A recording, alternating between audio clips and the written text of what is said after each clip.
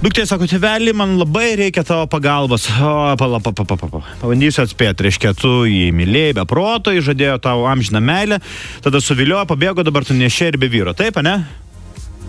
Tėveli. Aš tik trečioji klasėje, man tik matematiko reiktų padėti išspręsti. Hiperbolė apie tėvų meilę.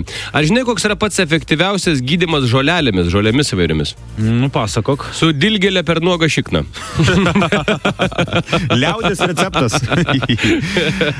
Aktualus anekdotas. Vakar užlūžo socialinis tinklapis Facebook. Pasirodo, kai kuriuose miestuose pastebėtos pilnos gatvės žmonių, visi sumišę vaikščiojo gatvėmis, rodė savo nuotrauką ir klausė, ar patinka. Vyras nusprendė, susirasti meilužį. Apie tai man pranešė. Mes, sako, atvirai kalbamės. Čia žmona pasakoja. Aš pasakiau, finansiškai nepatempsim. Geriau aš susirasiu meilužį, vis papildomi centai į namus. Geras. Beje, jo. Du draugelis susitiko. Klausyk, o Lenkija toli nuo Airijos? Nu ką, žinau, sako, tikriausiai tai ne. Pas mus gamykloje dirba Lenkas, kuris į darbą su dviračiu atvažiuoja. Nu toks ir lietuvis, kuris taip masto geografiškai.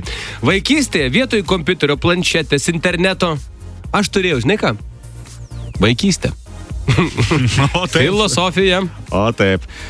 Gudrus anekdotas. Matematikos studentas. Prieš tai kariuomenėje 2 metus malės mėsą pietums, tobulus apskritimus lentoje braižo be skriestuvo. Rankelė atkalta. Šitas geras patiko. Šaunuoliai. Nuo to laiko, čia prieš daug metų, kai televizijos pradėjo filmus ženklinti įvairiais skaičiais, N16, N14, N7S, vaikai tikrai žino, kurie filmai geriausi. O taip. Dar vienas. Atnešė, reiškia, medicinos punktą, kaip čia pasakyti, analizę, ne? Priduoti, ištirti, išsiaiškinti, medicinos sesuo žiūri į buteliuką ir sako, taigi palaukit, ką jūs čia atnešėt? Sako, čia gėlėjus. O Jėzus Marija. Tai va, kodėl tėtis vakar tiek barėsi, kad bulvės pridegė. Kuo tyliau jūsų vaikas sėdi gretimame kambaryje, tuo baisiau bus ten užeiti. Gerulis. Nu, aš dar iš savęs paskutinį turiu. Aš tai vaikiškų labai turiu dar keletą. Turi? Nu gerai, tai šitą pasakau, tada galėsi šaut.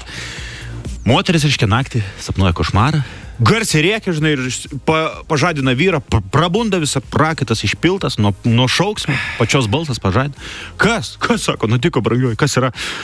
O Jėzus Marija, sako, sapnavau, kad mane reiškia vyras iš Žmogėdros, baisus tokia eina paskui, priešais mane skardis, jau lik šoksiu, neturiu kito pasirinkimo, atgal Žmogėdros, priešais skardis. Šoku žemyn, lėkiu, žiūrius dar medelis, griebiu už to medelio, auga iš olos tas medukas, tapt, ir sako, iškart nubudau. Aha, sako, vyras, nu va, matai, kaip išsigelbėjai, nu viskas gerai baigės. Nu dabar paleisk medelį, ką?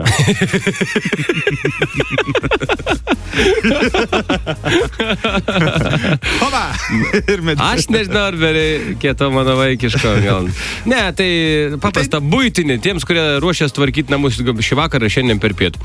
Sako, blembačka, atrodo, butas tai nedidelis, supranti. Bet tik pradedi plauti indus, valyti dulkes, nu blembački, nu vila.